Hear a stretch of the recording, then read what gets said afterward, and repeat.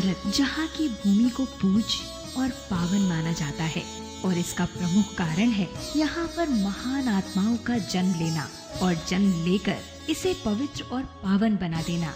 उन महान आत्माओं में जैन धर्म के तीर्थंकरों का विशेष स्थान रहा है। तीर्थंकरों की श्रृंखला में 23वें तीर्थंकर हैं भगवान श्री पार्श्वनाथ, जिनकी क्षमाशीलता से आज कोई भी जैन श्रावक अपरिचित नहीं है।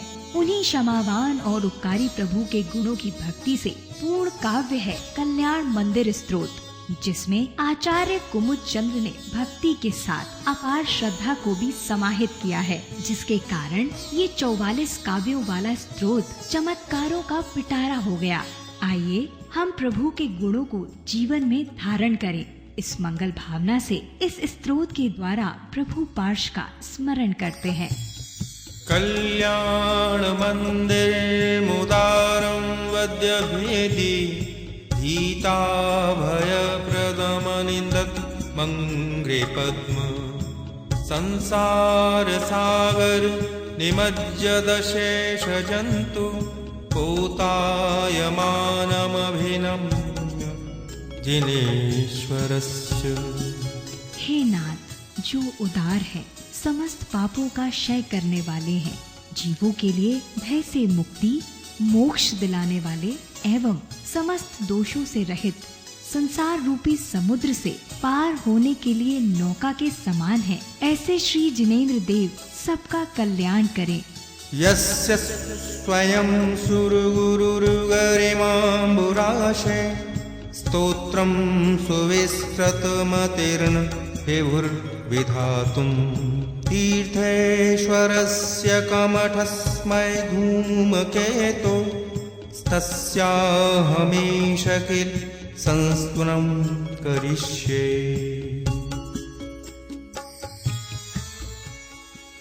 जिनके समुद्र के समान गुणों को देव गुरु एवं तीक्ष्ण बुद्धि के धारी बृहस्पति तक नहीं कह सके, और जिन्होंने कमठ नाम के असुर का मान धूम केतु के समान मर्दन किया है, ऐसे मार्दव धर्म के धारी तीर्थंकर श्री पार्श्वनाथ भगवान की मैं स्तुति करने को तैयार होती हूँ। सामान्यतोऽपि तव वर्णयतं स्वरूप मस्माद्रशा कथमधीश भवन्त्यधीशा भ्रष्टोऽपि कौशिकशिशुर्यदि वा देवान्धो रूपं प्ररूपयति किं किल्भर्मरश्मये। हे प्रभु, मैं आपके स्वरूप का वर्णन सामान्य रूप से करने में असमर्थ हूँ, अर्थात हे देव, आपके गुणों का वर्णन मुझ जैसा अल्पज्ञ ठीक वैसा नहीं कर सकता, जैसे कि कौशिक का नन्हा शिशु दिन में ना देख सकने के कारण सूर्य के स्वरूप का वर्णन करने में असमर्थ होता है।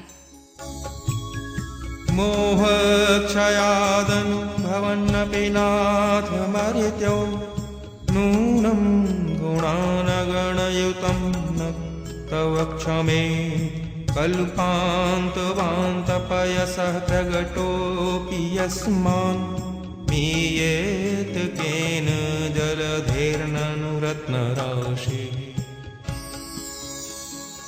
हे देव, मोहनी कर्म क्षय करने वाले तक आपके थोड़े से भी गुणों का वर्णन ठीक वैसा ही नहीं कर सकते, जैसे कि तीव्र हवा के चलने और समुद्र का समस्त जल हट जाए तब भी उसके अंदर दिखाई दे रहे रत्नों को गिनने में हर कोई असमर्थ होता है।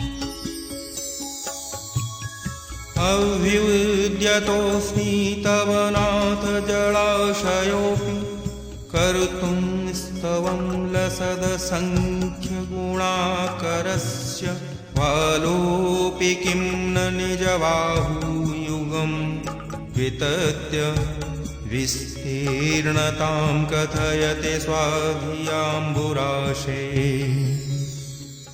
हे प्रभु, मैं अल्प बुद्धि वाली होते हुए भी आपके विशाल गुणों का वर्णन करने के लिए ठीक वैसे ही चेष्टा कर रही हूँ, जैसे कि कोई नन्हा बालक अपनी दोनों भुजाओं को फैलाकर विशाल समुद्र के विस्तार को प्रदर्शित करता है। अतः प्रभु मैं भी उस बालक के समान आपके गुण वर्णन की चेष्टा करने में उद्यत हुई हूँ।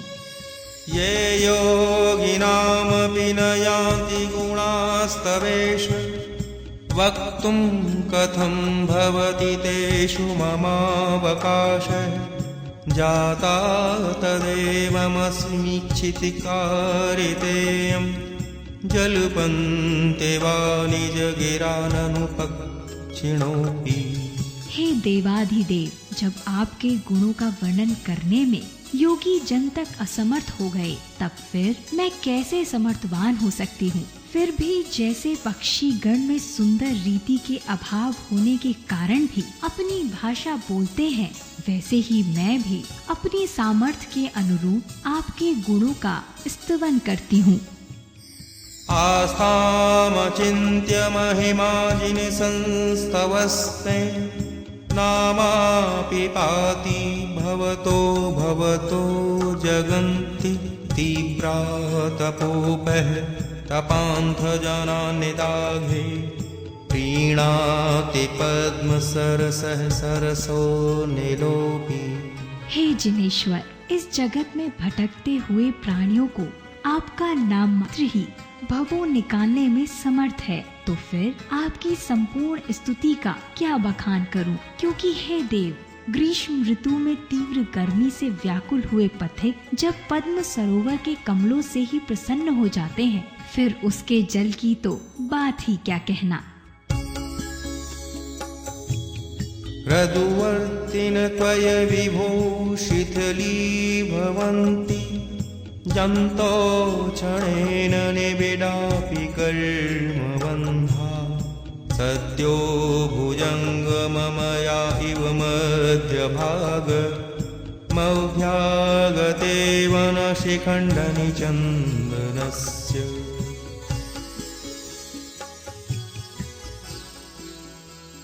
हे दीनानाथ, जिस प्रकार मयूरों के वन में पहुँचते ही चंदन के वृक्षों से लिपटे सर्प स्वयं ही वृक्षों को बंधन मुक्त कर भाग जाते हैं, वैसे ही जिस प्राणी के हृदय में आपका नाम हो वह शीघ्र ही कर्म बंधन से मुक्त हो जाता है। मुच्यन्त एव मनुजाः सहसा जिनेन्द्र रौद्रैरुपद्रवशत्वस्त्वयवीक्षितेऽपि गोस्वामिन् स्फुरति तेजसि दृष्टमात्रे चोररिवाशु पशुवः प्रपलायमानैः। हे कृपालु देव, जैसे ही प्रातः होने पर भागते हुए चोरों द्वारा पशु शीघ्र ही छोड़ दिए जाते हैं, ठीक वैसे ही आपके नाम रूपी दीपक को हृदय में स्थापित करने पर समस्त उपद्रव्य प्राणियों को मुक्त कर देते हैं। त्वं तारको जिन्कथं भवेनान्त एव त्वामद्वहन्ति हृदयेन यदुत्तरन्तः यद्वागतिस्तरति यज्जलमेष नून मन्तर्गतस्य मरुतः सकिलानुभावः। हे तारणहार, जिस प्रकार चमड़े को नदी से पार कराने में उसके अंदर भरी वायु सहायक होती है, ठीक वैसे ही प्राणियों को संसार रूपी समुद्र पार कराने में उसके हृदय में बसा आपका नाम ही सहायक है। अर्थात जिसके हृदय में आपका नाम है वो स्वयं ही भव से पार हो जाएगा। यस्मिन् हर प्रहृदयोऽपि प्रभावा सोऽपि त्वया रतिपतिः क्षपितक्षणेन विद्यापिताहुतुभुजपयसाथ येन पीतं न किं तदपि दुर्धर्बाणवेन। हे काम विजय, जिस प्रकार पानी अग्नि को बुझा देता है, परंतु बाढ़वाग्नल को शांत करने में असमर्थ होता है, वैसे ही हरि हरादय आदि सब देवों पर विजय प्राप्त किया हुआ कामदेव भी आपके आगे अपना प्रभाव दिखाने में असमर्थ रहता है। स्वामिन्नल्पगरिमाणमपि प्रपन्नास्त्वां जन्तवः कथमहु हृदये दधाना जन्मोदधिं लघुतरन्त्यतिलाघवेन चिन्त्यो न हन्तु महतां यदि वा प्रभावः। हे परमेश्वर, जो भी प्राणी आपके नाम को हृदय में स्थापित करता है वह शीघ्र ही इस संसार रूपी समुद्र से पार हो जाता है। सच ही है कि महापुरुषों का आश्रय लेने वाले उनके प्रभाव से शीघ्र ही समस्त दुखों से मुक्त हो जाते हैं। क्रोधस्त्वया यदि विभो प्रथमं निरस्तो ध्वस्तास्तदा वद कथं किल कर्म चौरा रोस्त्यमुत्रय देवा शिशिरापि लोके नीलद्रुमाणि विपुनानि किं हिमानि। हे जिनेंद्रिय, अपने बिना क्रोध किए गए कर्म रूपी शत्रुओं से विजय कैसे प्राप्त की? क्योंकि शत्रु से सामना हो और क्रोध न आए, ये ठीक वैसा ही है जैसे कि शिशिर ऋतु में हिमकणों के द्वारा जंगलों को जला देना। परंतु हे प्रभु, आपने तो बिना क्रोध किए ही कर्म शत्रुओं को जीत लिया। त्वां योगिनो जिन् सदा परमात्मरूप मन्वेषयन्ति हृदयाम्बुजकोशदेशे भूतस्य निर्मलरुचेर्यदि वा किमन्य दक्षस्य सम्भवपदं ननु कर्णिकाया।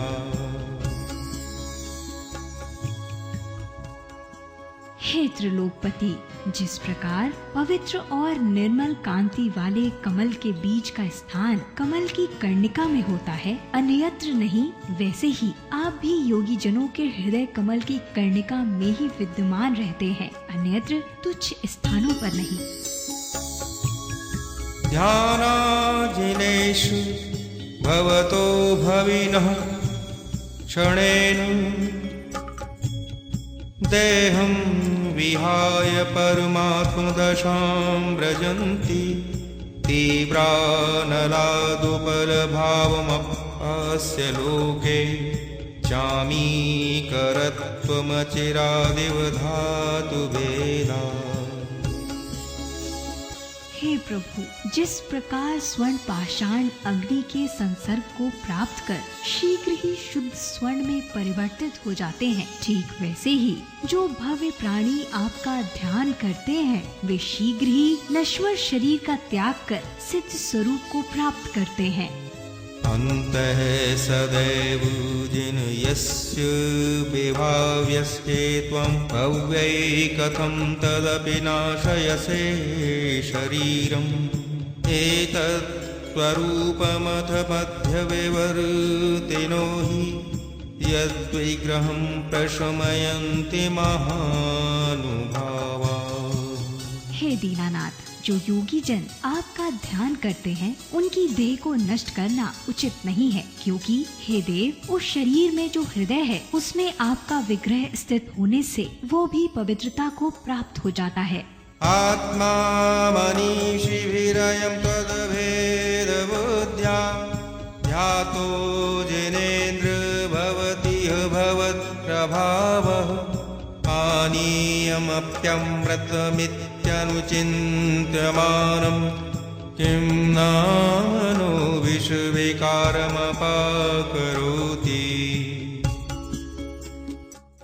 हे जिनेन्द्र, इस जगत में जो भी अपनी आत्मा को आपसे अभिन्न मानकर परमात्म रूप का ध्यान करते हैं, वे शीघ्र ही आपके समान प्रभाव वाले होते हैं। जैसे पानी को मंत्रित कर अमृत की भावना दी जाए तो वह पानी विष को दूर करता है, वैसे ही आत्मा का परमात्मा रूप में चिंतन करने से आत्मा परमात्म स्वरूप को प्राप्त करती है। त्वामेव वीततमसं परिवादिनोऽपि नूनं दिवो हरिहरादिधिया प्रपन्ना किं काच कामिलगिरिषु सितोऽपि शङ्खो नो गृह्यते विविधिवर्णविपर्ययेन। हे जिनेश्वर, जिस प्रकार कांच कमली नामक रोग से ग्रस्त रोगी को श्वेत शंख का वर्ण भी लाल, पीला आदि दिखाई देता है, ठीक उसी प्रकार अन्य मतावलंबी भी यदि ब्रह्मा, विष्णु, महेश आदि की संज्ञा से आपका आश्रय ले तो इसमें कोई आश्चर्य की बात नहीं है। धर्मोपदेश समय सविधानुभावा दास्तां जनो भवति ते तरुरप्यशोक अभ्युद्गते दिन पतौ समहीरुहोऽपि किं वा विबोधमुपयाति न जीवलोकः। जिस प्रकार पर्वतों के पीछे से निकलते हुए सूर्य के प्रभाव से समस्त लोक से अंधकार का नाश होता है, ठीक वैसे ही जो भी प्राणी आपके हितकारी वचन सुनता है वो भी अशोक वृक्ष के नाम के भांति ही शोक रहित हो जाता है, तो इसमें कोई आश्चर्य की बात नहीं है। चित्रं विभो कथम वाङ्मुखवृन्तमेव विश्वक्पतत्यविरला सुरपुष्पवृष्टि त्वद्गोचरे सुमनसां यदि वा मुनिषु गच्छन्ति नूनमध एव हि बन्धनानि।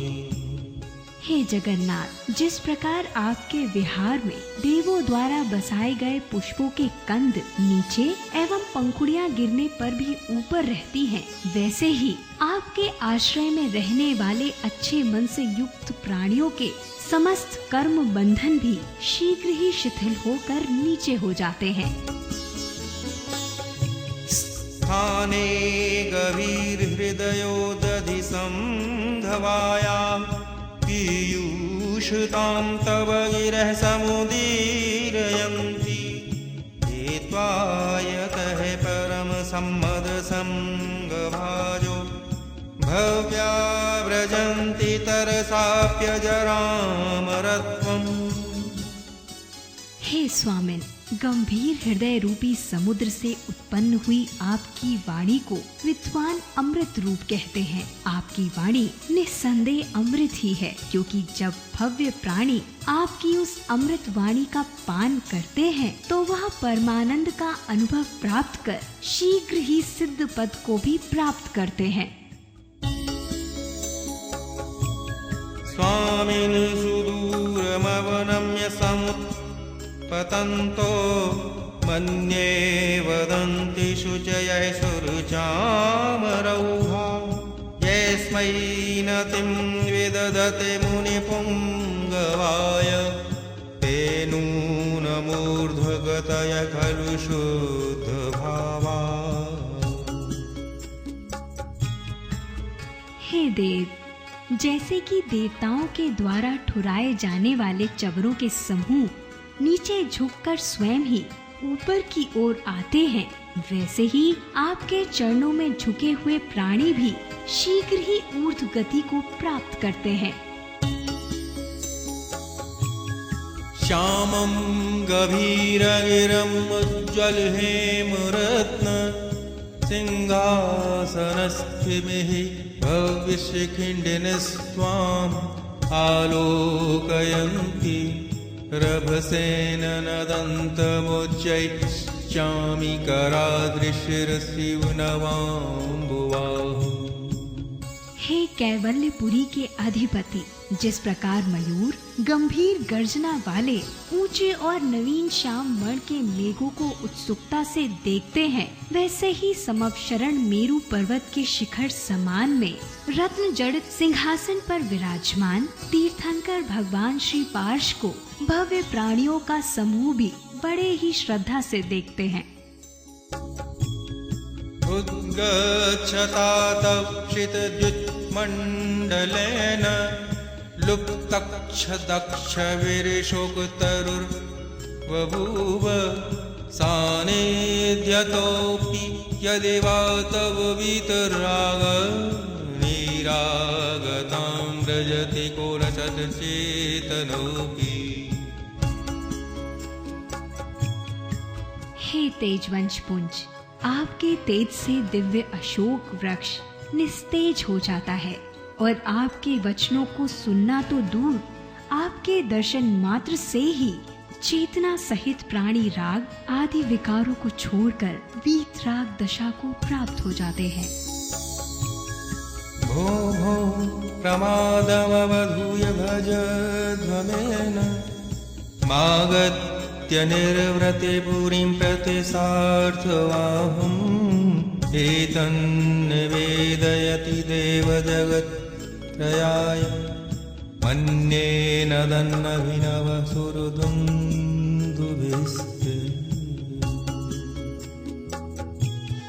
हे चिंतामणि, आकाश में शब्द करती हुई देव दुदुम्बी ऐसी प्रतीत होती है मानो वो भव्य जीवों से निवेदन कर रही हो कि हे प्राणियों, यदि मुक्ति का शीघ्र वरण करना चाहते हो तो समव शरण में आकर मुक्ति नगरी के पथ प्रदर्शक भगवान श्री पार्श की स्तुति करो।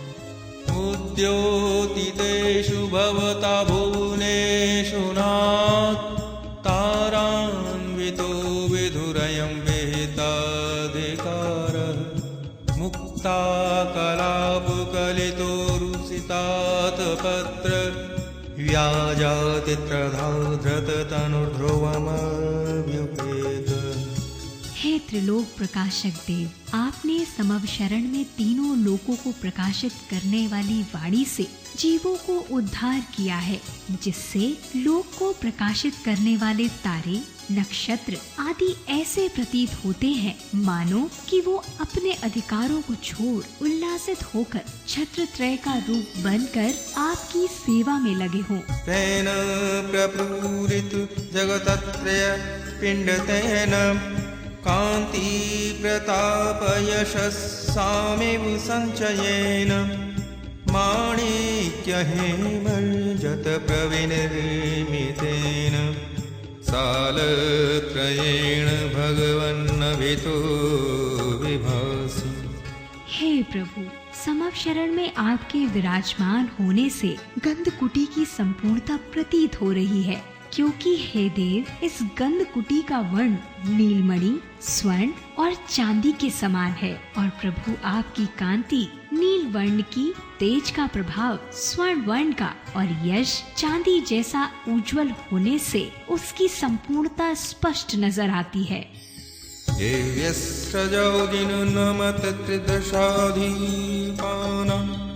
मुत्रज्य रत्नरचितानपि मौलिबन्धान् पादौ शयन्ते भवतो यदेवापरत्र तत्सङ्गमे सुमनसो न रमन्त एव। हे जिनेश्वर, आपको नमस्कार करते हुए देवेंद्रों की दिव्य पुष्पमालाएं रत्नादि से रचित मुकुटों का त्याग कर आपके चरणों का ही आश्रय ग्रहण करती हैं। तभी तो हे आश्रयदाता, आपका आश्रय पाकर पंडित और देव भी आपके चरणों को छोड़कर अन्यत्र नहीं जाते हैं। त्वं नाथ जन्म जलधिर्विपराङ्मुखोऽपि यत्तारयस्य सुमतो निजपृष्ठलग्नान् युक्तं हि पार्थिवनिपस्य सतस्तवैव चित्रं विभो यदसि कर्मविपाकशून्य। हे नाथ, जिस प्रकार मिट्टी का घड़ा उल्टा रखकर उसे पकड़ने से वह तैरने में सहायक होता है, वैसे ही आप भव समुद्र से दूर होते हुए भी आपके मार्ग पर चलने वाले प्राणियों को भव समुद्र से पार उतार देते हो। परंतु आश्चर्य ये है कि आप कर्म मल से रहित हैं, जबकि मिट्टी का घड़ा वैसा नहीं है। विश्वेश्वरूपी जनपालक सर्वतस्त्वं किं वाक्षर प्रकृतिरप्यलिपिस्त्वमीश अज्ञानवत्यपि सदैव कथञ्चिदेव ज्ञानं त्वयि स्थिति ईश्वकविकास हेतुः। हे जिनेश्वर, विश्व के पालक होते हुए भी आप दुर्गति से रहित हैं। अक्षर का स्वभाव होते हुए भी आप लिपि से रहित हैं। कथाचित अज्ञानीवत होते हुए भी सदैव आपका ज्ञान विश्व के विकास के लिए सूर्य के समान है। हे प्रभु, आप निर्मल केवल ज्ञान के धारी जग के पालक हैं। प्राग्भार संभृत नभांसि रजांसि रोषादुत्थापितानि कमठेन शठेन यानि छायापितैस्तव नाथ ताहताशो ग्रस्तस्त्वमीभिरयमेव परं दुरात्मा। हे क्षमाभूषण, मूर्ख असुर कमठ ने क्रोध के आवेश में आकर आकाश को ढक देने वाली रज आपके ऊपर बरसाई, लेकिन वो आपकी छाया को भी स्पर्श नहीं कर पाई। उल्टा वो स्वयं ही अपनी कर्म रज से लिप्त एवं व्याप्त हो गया, और तब भी आपने उसको क्षमा दान दिया। आप धन्य हैं।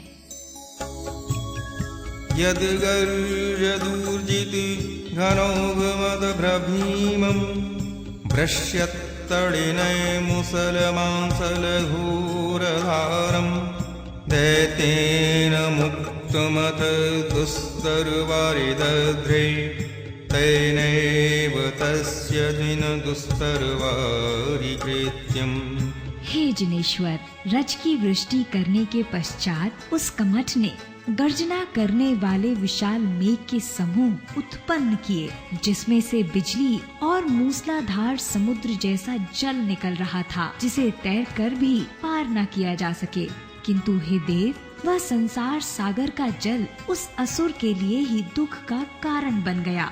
हस्तोर्ध्वकेश विकृताकृतिमर्त्यमुण्ड प्रालं हृदध्वय वक्त्र विनिर्यदग्नि प्रेतवृजयपति भवन्तं तीरितो यः सोऽस्याभवत् प्रतिभवं भवदुःख हेतु। हे स्वामी, उस कमठ ने बिखरे हुए केश, विरूप भयंकर आकृति वाले मनुष्य के मस्तकों की माला को कंठ में धारण किए, मुख से भयंकर अग्नि निकालने वाले प्रेत समूह को उपद्रव करने के लिए आपकी ओर भेजा, लेकिन वही प्रेत समूह उस कमठ के लिए भव भव में संसार के दुखों के कारण रूप बन गए। धन्यास्त एव भुवनाधिपयेत्र संध्या माराधयन्ति विधिवद्विधुतान्यकृत्या भक्त्योल्लसत्पुलकक्षमलदेहदेशा पादद्वयं तव विभो भुवि जन्म भाजः। हे त्रिजगताधिपति, अन्य सभी कृत्यों का त्याग कर आपकी भक्ति से उत्पन्न होते हुए रोमांच को शरीर पर धारण करते हुए जो मनुष्य इस धरती पर तीनों ही काल विधि के अनुसार आपके चरण कमलों की आराधना करते हैं, वे धन्य हैं एवं उनका जन्म सार्थक है। अस्मिन् पारभववारिनिधौ मुनीश मन्येन मे श्रवणगोचरतां गतोऽसि आकर्णिते तु तव गोत्रपवित्रमन्त्रे किं वा वेपद्वशधरी सविधिं समेति। हे मुनीश्वर, मैं अभी तक इस संसार से पार नहीं हुई हूँ, अतः मैं मानती हूँ कि अभी तक मैंने आपके नाम को सुना ही नहीं था। हे विभु, यदि मैं आपका नाम रूपी पवित्र मंत्र पहले सुन लेती तो ये भव रूपी सर्पिणी मुझे कभी भी नहीं छू पाती। जन्मान्तरेऽपि तव पादयुगं न देव मन्ये मया महितमीहितेदान दक्षं तेनेह जन्मनि मुनीश पराभवानां जातो निकेतनमहं अतिताशयानाम्।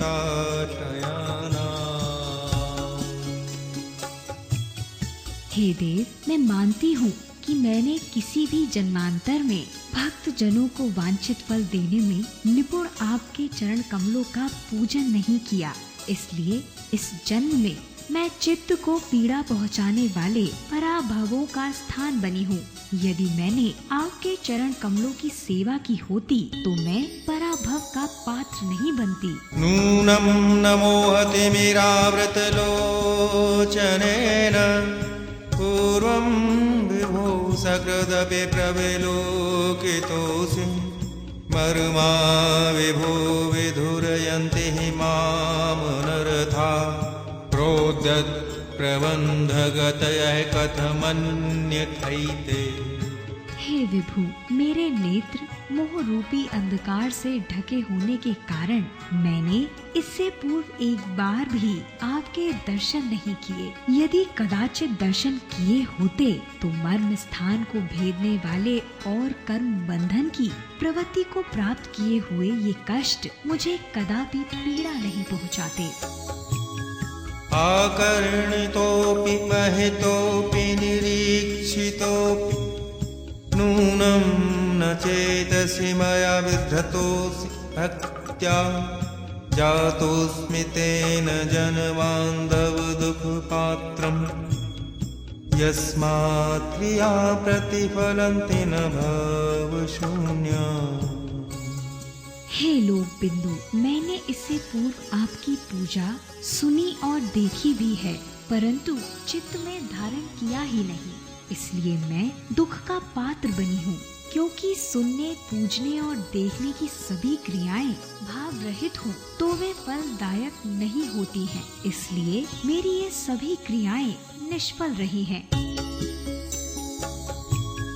त्वं नाथ दुःखी जनवत्सल हे शरण्य कारुण्य पुण्य वसते वैशिनां वरेण्य भक्त्या न ते मयि महेश दयां विधाय दुःखां कुरुद्यनलत्तत्परतां विधेहि।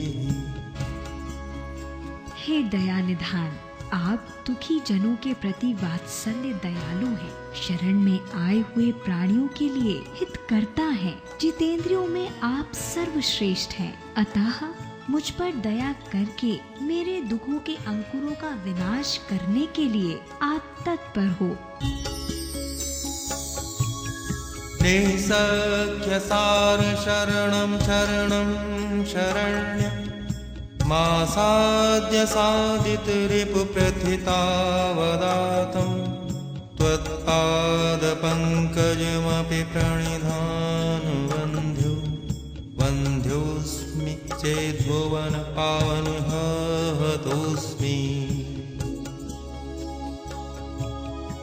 हे प्रभु, आपके चरण कमल संसार में भटके हुए प्राणियों के लिए एकमात्र आश्रय हैं, साथ ही कर्म शत्रुओं से रक्षा करने वाले भी हैं। यदि इसका आश्रय पाकर भी मैं राग, द्वेष आदि शत्रुओं का शिकार होती हूँ तो मेरे भाग्य पर धिक्कार है कि आपकी शरण में आकर भी आपका ध्यान नहीं किया और कर्म रूपी शत्रुओं का शिकार हो गई। देवेन्द्र वन्द्य विदिताखिल वस्तु सार संसार तारक विभो भुवनाधिनाथ प्राय स्वदेव करुणाहित मां पुनीः भयन्तमद्य भयद्रव्यसराम्बुलाशे। हे देवेंद्रों के वंदनीय, केवल ज्ञान द्वारा जगत की समग्र वस्तु के सार को जानने वाले, संसार समुद्र से पार उतारने वाले, हे दया के सागर, आज मुझ दुखियारी की इस भयंकर कष्ट रूपी संसार सागर से रक्षा करो और मेरे पापों का नाश कर मुझे भी आपके सामान्य पवित्र करो। यद्यस्ति नाथ भवदङ्घ्रि सरोरुहाणां भक्ते फलं किमपि सन्तत संचेताया, तन्मे त्वदेक शरणस्य शरणं भूयात्। स्वामी त्वमेव भुवने त्रिभवान्तरेऽपि। हे नाथ, यदि मैंने आपकी भक्ति से किंचित भी पुण्य अर्जित किया हो तो उसके फल स्वरूप मुझे हमेशा ही आपकी शरण प्राप्त होती रहे। और हे स्वामी, इस लोक में जब तक भी मैं रहूं तब तक बस आप ही मेरे स्वामी होवे। मेरी बस इतनी ही अरज है। इत्थं समाहित धियो विधिवज्जनेन्द्र सन्द्रोल्लसत्तुलक कञ्चुकिताङ्गभागा त्वद्विं निर्मलमुखाम्बुजबद्धलक्षा ये संस्तवं तव विभुरचयन्ति भव्या। हे जिनेश्वर, प्राणियों के नेत्र रूपी कमल को विकसित करने वाले चंद्रमा के समान आपके बिंब के निर्मल मुख कमल के प्रति लक्ष्य रखने वाले भव्य प्राणी उपरोक्तानुसार विधि पूर्वक आपके स्तोत्र की रचना करते हैं एवं उसी के सहारे भव समुद्र से पार हो जाते हैं। जननयन कुमुद चंद्र प्रभा स्वरा स्वर्ग संपदो भुक्त्वा ते विगलति कमल निचया अचिरान् मोक्षं प्रपद्यन्ते। हे प्रभु, आप प्राणियों के नेत्र रूपी कमल को विकसित करने वाले चंद्रमा के समान हैं एवं जो भी प्राणी आपकी इस स्तुति को पढ़ते या स्मरण करते हैं वे दैदीप्यमान स्वर्ग की संपत्ति का उपभोग कर शीघ्र ही समस्त कर्म मल का क्षय कर मोक्ष की प्राप्ति करते हैं।